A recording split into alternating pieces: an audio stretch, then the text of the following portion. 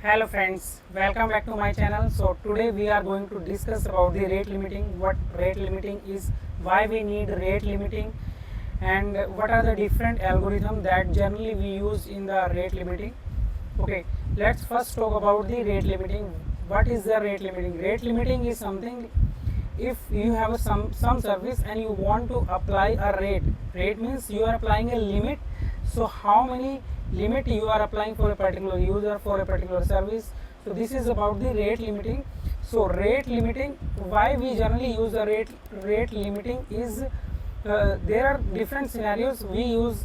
In case we use the rate limiting first as to prevent the basically resource overuses. Let's say if you have built a service and we have the hundreds of the users. Some users are very extensively using your service, and because of that some users are not getting that much usage of your service. So this problem is basically preventing the resource starvations. So basically to give the fairness of your service to all the users, generally we use the rate limiting.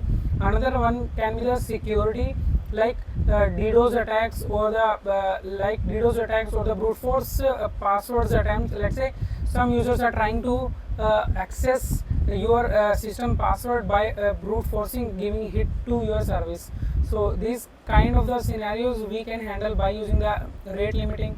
Another one is the cost control. Sometimes what happens, we generally use the auto scaling in cloud infra. So whenever the request comes, let's say if millions of requests are coming because of some hackers, or because of some clients accidentally they hit the hundreds of millions of the requests, because you have already enabled the auto scaling feature in your service.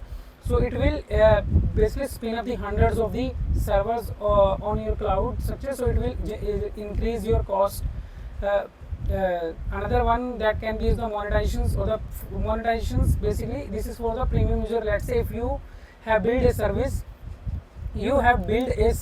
and you you have some users, normal users. So you give that you can access the 100 requests per minute. But if you have let's say premium user, you can say that you can serve for the 1000 requests per minute. So these are the basically different reasons why should we use the rate limiting. One is that we discussed is preventing the resource starvations. Resource starvation means giving the fair chance to every user. Another one is the security based, to handle the DDoS and the brute force password attempts. To do the cost control, we generally use this rate limiting. And another one is the monetizations for the premium user and the normal user. And how we generally apply these kind of the rate limiting, basically there are the different types of the rate limiting. We can apply the rate on the users, we can apply on the IP address, we can apply on the APIs. Let's write all these.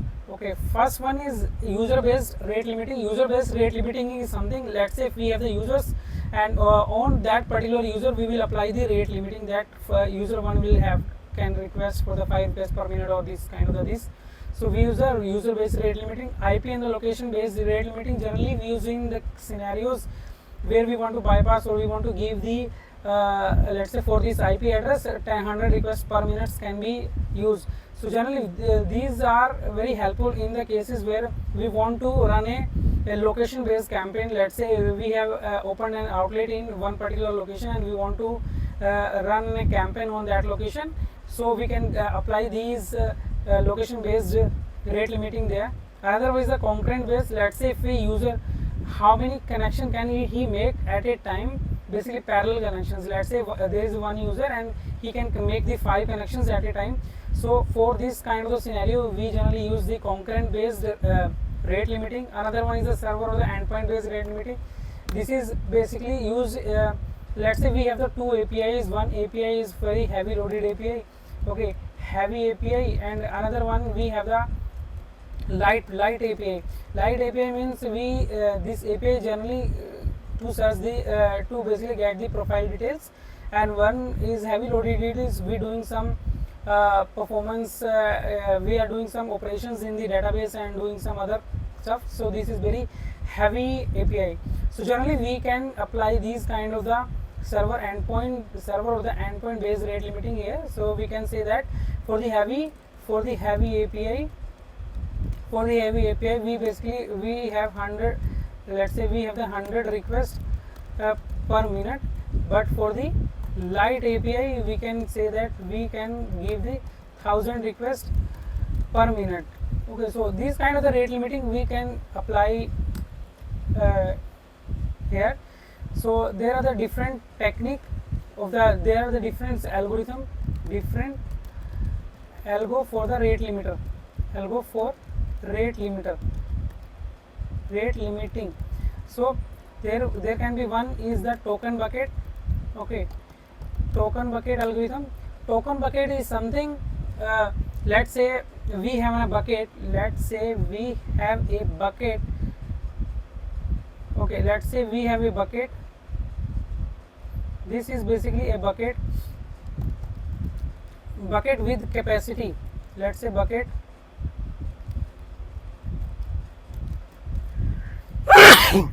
sorry, capacity is equal to 10, and let's say we have the current tokens,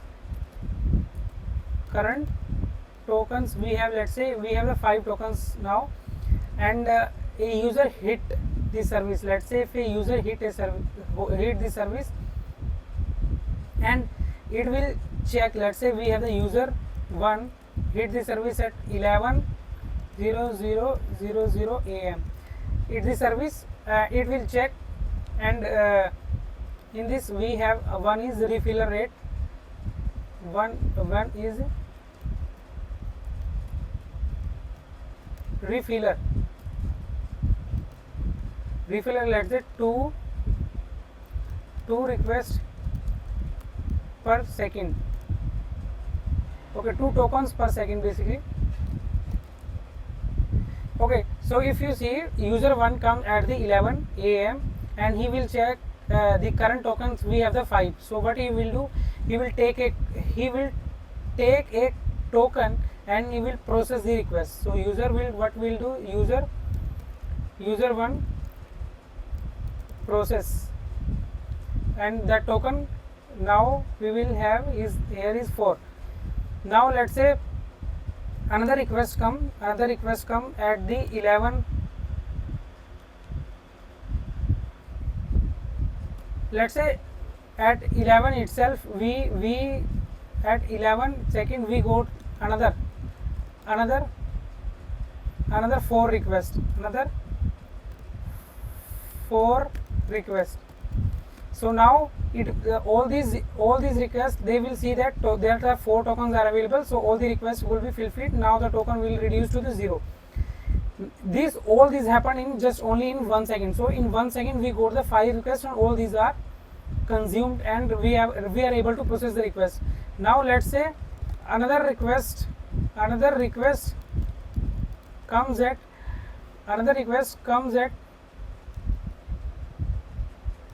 11:00:02.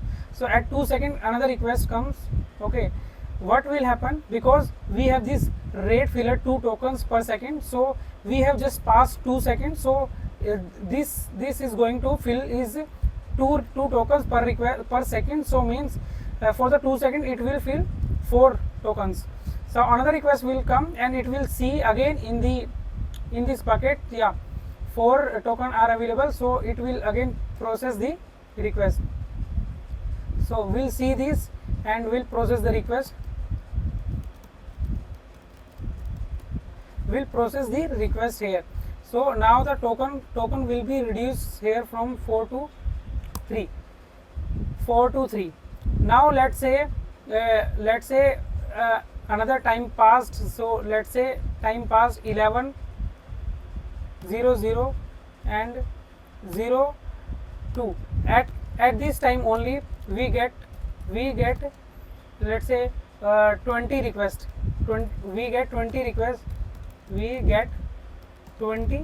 requests. Now what will happen? It will check in bucket. So we have 3 tokens.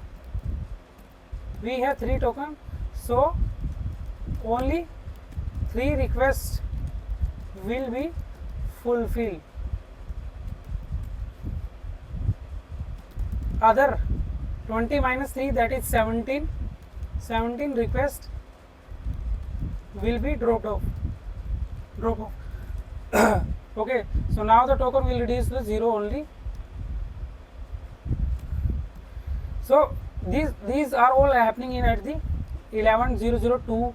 Now let's say if another request come at 11:00 and let's say 11:00 at 20 second. So because the 20 second has now from the 02 to the 20 second has passed, so definitely this refiller token has already filled the token. So if you see 20 minus 2, that is 18 second we have already passed. So 18 is 2 is 36. So there should be 36 tokens. So if we see, so now the current time is as 11:00:20. So minus last we have already 20:02, that difference is basically 18 seconds. 18 seconds has already passed. So according to the 2 tokens per second means 2 multiply 18 equal to 36. So 36 tokens should come in bucket, but bucket has capacity of 10 tokens only. So if you see, we have this bucket of the 10 tokens only. So now we have these 36 tokens. So out of 36 tokens, we will be able to basically fill only 10 tokens in bucket. So in this way generally we implement this. So user see will how many tokens are there in the, if there is a token, he will process the request. If there is not any token, well, we generally discard the request or drop the request basically. And we have this refiller that is generally going to refill the tokens, 2 tokens per second rate basically. And before refilling it will also check that token capacity should not be reached. So if I'll talk about the pros and the cons of this, so we can say that if let's say hundreds of the requests are coming at a time, so it allows us to handle this, I mean burst traffic we can handle. And it also we are handling the memory efficient way, because in memory just we are storing this bucket, basically bucket size, and this for the user how many tokens can be applicable, and these refiller tokens. So if we'll talk about these are the pros. And for the cons, because if you see this bucket capacity and this token refiller, so we have assigned that we can give the 2 tokens per second, and we have the bucket capacity of the 10. But who will decide and how we will decide that what should be the tuning between these 2 variables? So how should I keep that the capacity should be 10 or the refiller should be 2 tokens per second, or we will have to more than this? So we can have these pros and cons. If I write this, so in the pros, we allow the burst traffic memory efficiently, and turning the bucket size and the refill rate much business need as can be tricky. Basically how we'll do the tuning between these 2 variables. So now this is generally we see in all over the logs and in the articles, so how these we generally implement the token bucket. But in the production based scenario, if you see in how these generally handle in the production base, how we handle this in production system basically. So from the 1000 point of the 1000 height, if you will see, this is the, you can see this is the 2 tokens per second refiller service. So you will assuming that there will be a background service who is going to update this bucket basically every time. Okay, So but that is not the case, because we are dealing with the we are handling this service, making this service for the large scale systems, or because in production we can have, okay, 1 million requests or more than that, millions of the requests, let's say millions of requests per second. Okay, so millions of the requests per second, so it's very difficult to manage this and to handle these kind of the operations. Okay, so generally in the production, how do we store in Redis. Okay, how generally Redis do is, so we have the database and the Redis, because database stored in the disk, so it's very difficult to handle these 1 millions of the requests whenever a request comes, and each time hit into the database and check how many tokens are left or how many we have to refill. So it will become a bottleneck, or it will not be able to scale that much. So we can use the Redis. Redis is basically a in memory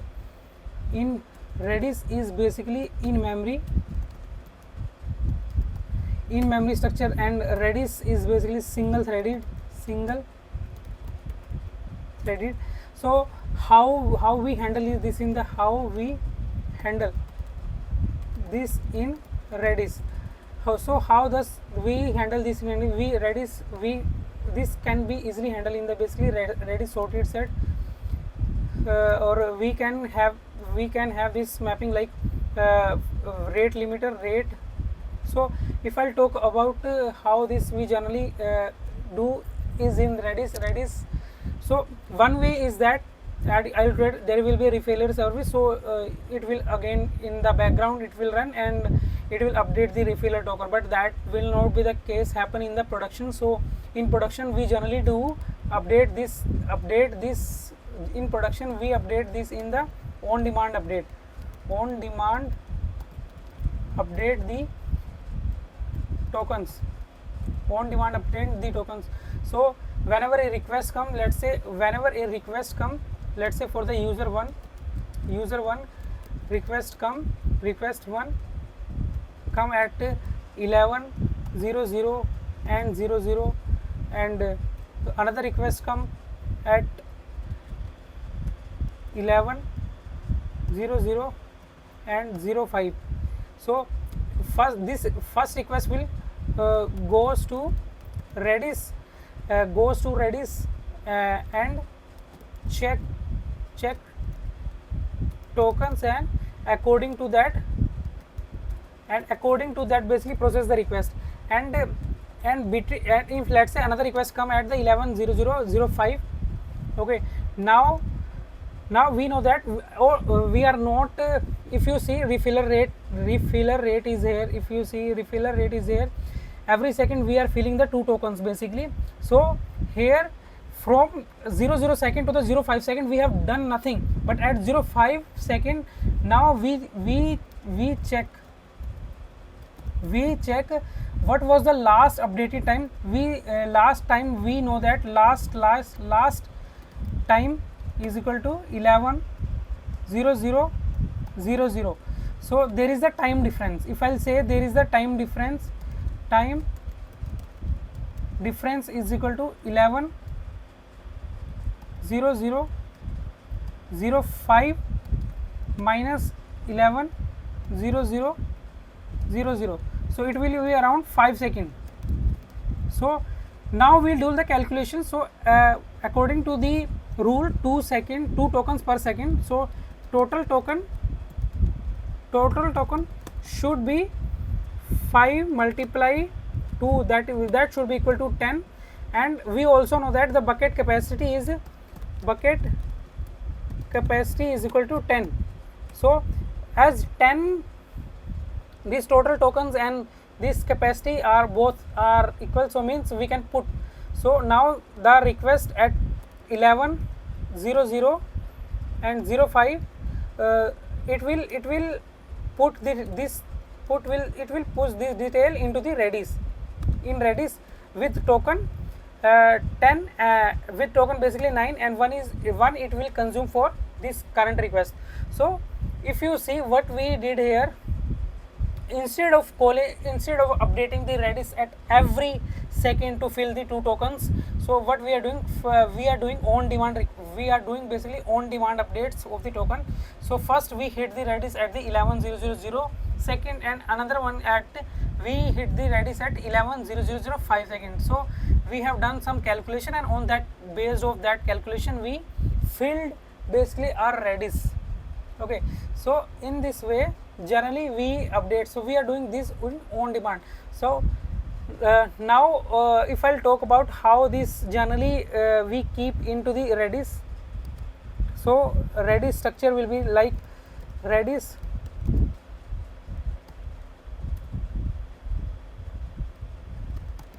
structures will be, we will have the key is something like how we are going to do this. So key will be we have this, let's say, rate limiter,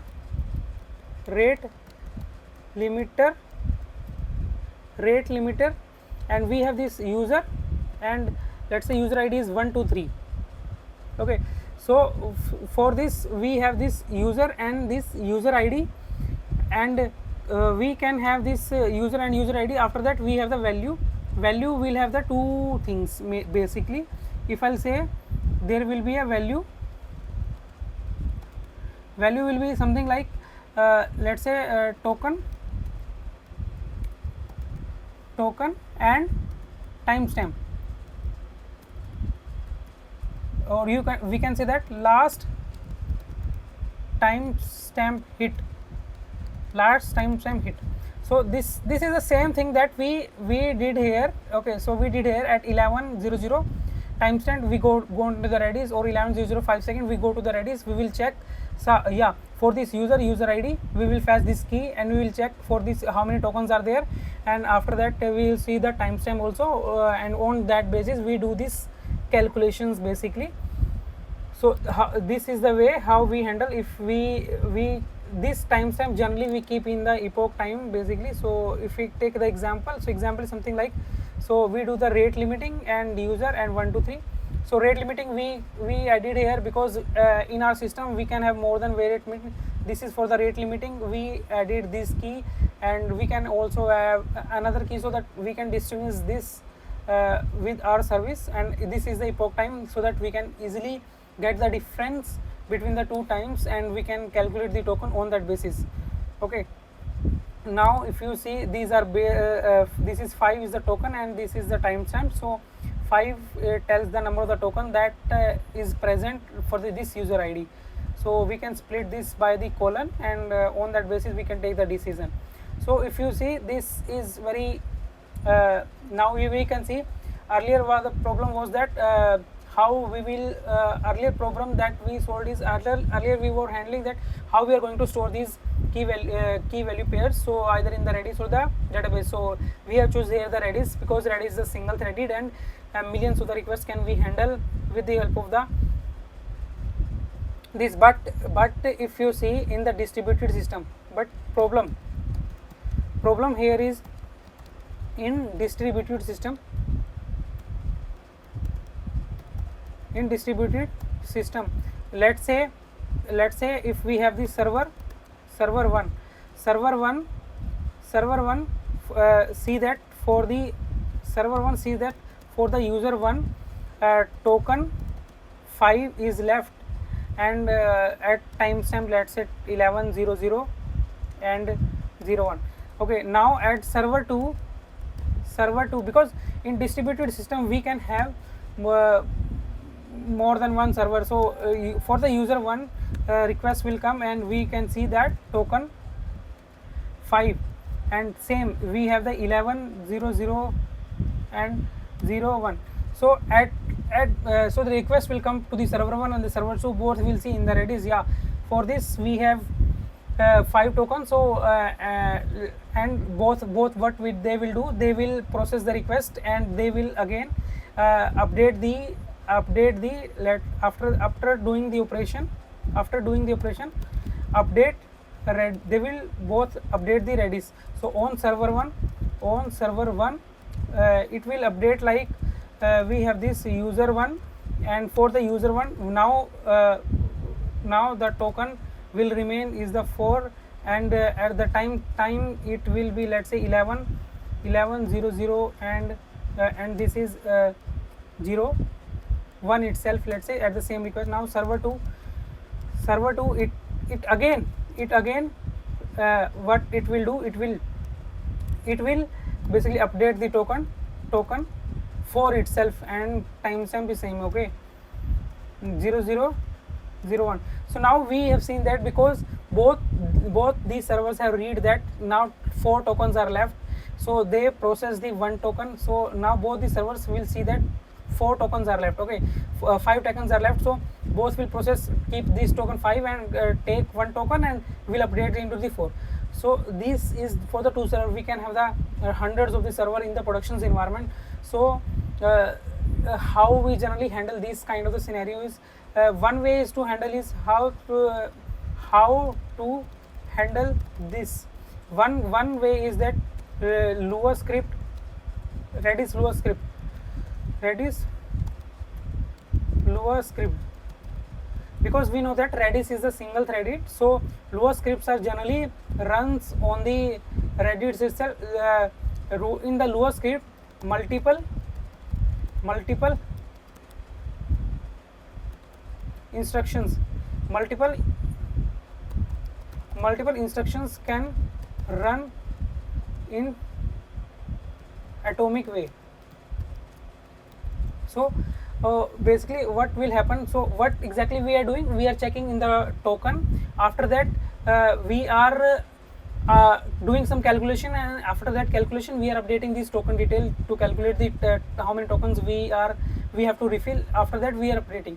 So now in the Lua script we will do all these things in the same basically step, or the in atomic step. So if I'll say in the distributed system, so we have this okay, so we have this.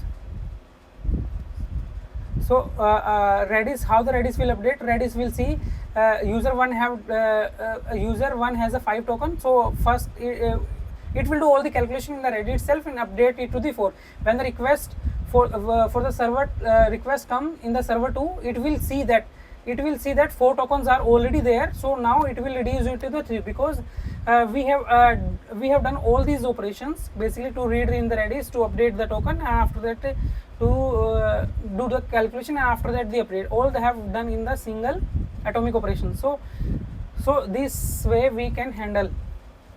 Now we have seen how we handle this with the help of the Lua script here.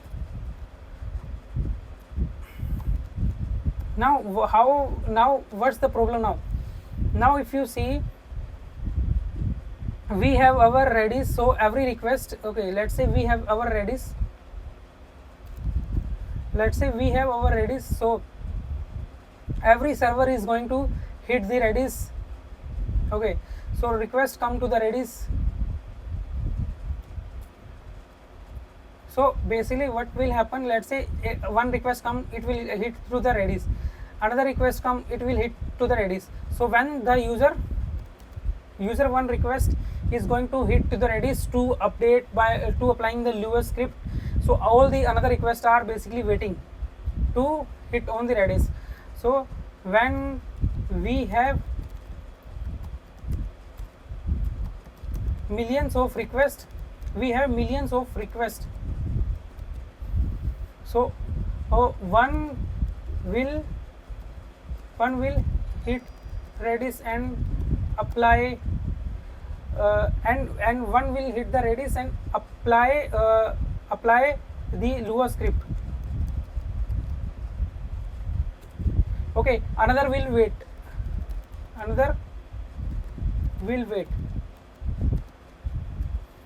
So now what will happen, because it will basically increase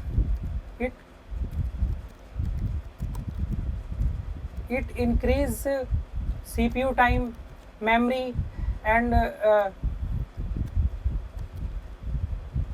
it increase latency for the request. Okay, so these can be the problem that we can face, so we can handle these problem, so we will discuss that also. So how we basically handle these cases? So whenever the multiple requests are hitting to the Redis, and because Redis is the single point of the failure and we are applying this US script, so one request will hit and it will basically apply the US script to do these calculations and update, so other will wait or to get the US scripts or to hit the Redis, so it will increase the CPU time. So generally so we Redis can easily handle around 50,000 to 70,000 requests per second that to the US script, because these run very fast in the Redis, but for the millions of the requests it's become difficult to handle this. So how we can handle this? So generally we can handle this by because we have the single node Redis here, so we can make the Redis cluster, basically Redis cluster. So there what will happen? So let's say we have the Redis cluster here, so we have the Redis node 1, okay, we have the Redis node 1, we have the Redis node 2, we have the Redis node 3.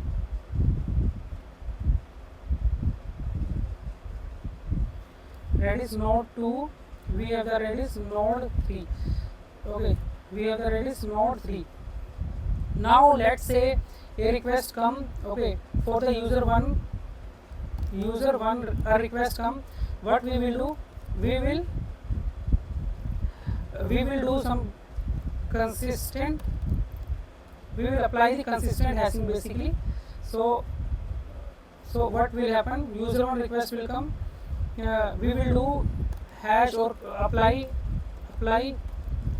consistent hashing.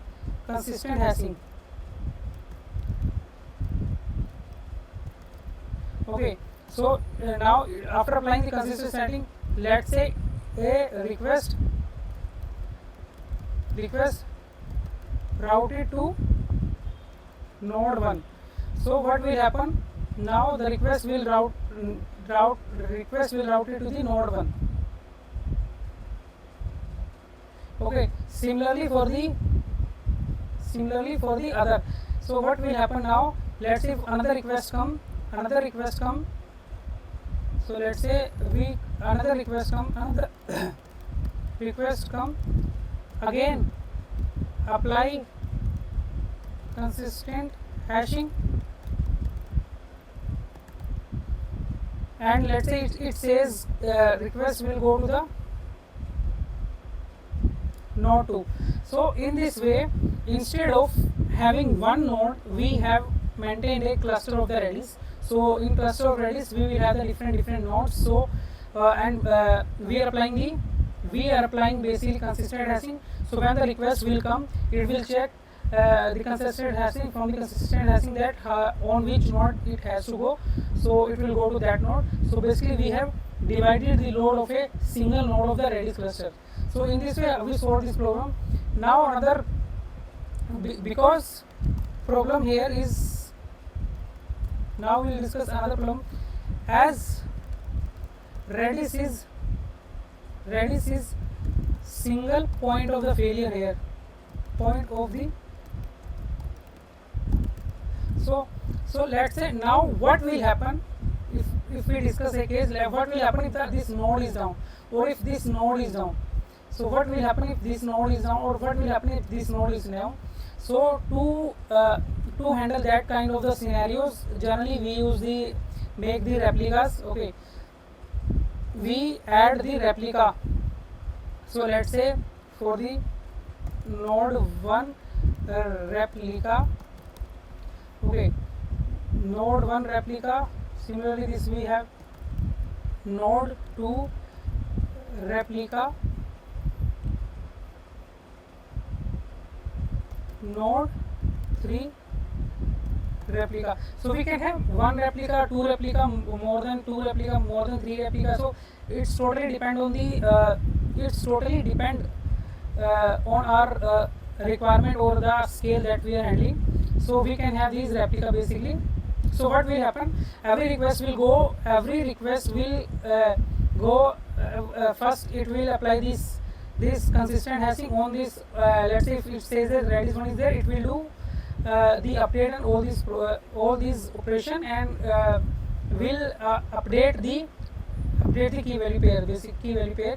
And after that, let's say if Redis 1 is down, so we have the replicas. So these replicas will these replica, what will the replica will do? The replica will become the main node, basically master for that, and the request will go to this replica itself.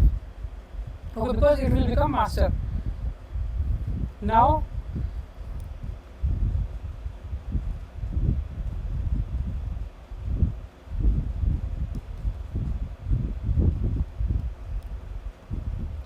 so in this way we handle the read replica. We handle the single point of the failure, basically making the read replica. So now the questions come. Open question. If I talk about the open questions that generally can be asked. Okay, so what will happen? Let's say if Redis 1 is down, Redis node 1 is down. Okay, Redis 1 node is down, but the replica will take place, will become master, and all the requests will serve from this services. But what happened? But till that time Redis is not available. Okay, Redis is not available. What will happen? Okay, so there are two ways. One is open, fail open, fail close. Okay, it's something like if something like your door is broken. Okay, so feel like Redis is a door. So every request has to come, so to check on the door, so whether the request can enter to the home or not. Okay, let's say we have this door, we have this row door. So it's something like a Redis is a door. Every request will come to this. We'll check from if the door is going to allow the request to the system or not. Okay, so request is allowed or not. Okay, so now Redis, if this is down, so one way is fail open and fail close. Fail open means what we will do, we will just remove this step, and every request, fail open means every request will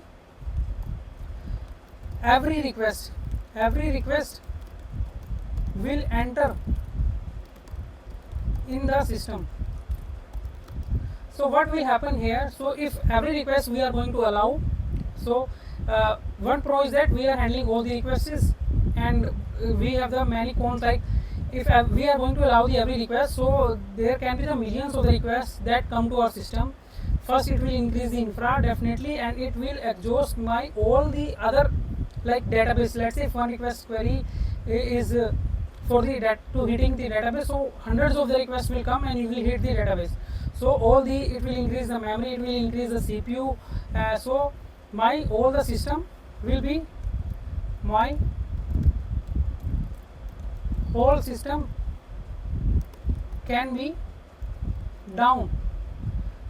Okay, so another one is fail close. Let's say if Redis is down, so we will close the door until new door fix, until door is fixed. Okay, so what will happen? So let's say if 100 requests are coming and the door is closed, so all the requests will be drop off. We are going to drop all the we are going to drop all the request. If door is not fixed, so in this way, basically in this way, we are saving our system to collapse. Okay, so instead of collapsing of our system fully, so let's drop some requests. So this can be the case. So yeah, these are the different ways we can do. Basically we can implement these in the production. So I read most of the articles and the videos. So I have seen that people are explaining these on the theory concept ways, but on the practical this actually happen in the production ready system. So yes, yeah, thank you guys. So this is all about the token bucket. So in the going forward, we will discuss about the other algorithms for rate limiting, like fixed window counter, leaky buckets, sliding window, sliding logs with fixed counter. So all these approach we are going to discuss. Thank you guys. If you like this video, please comment and like and subscribe to this video. Thank you guys.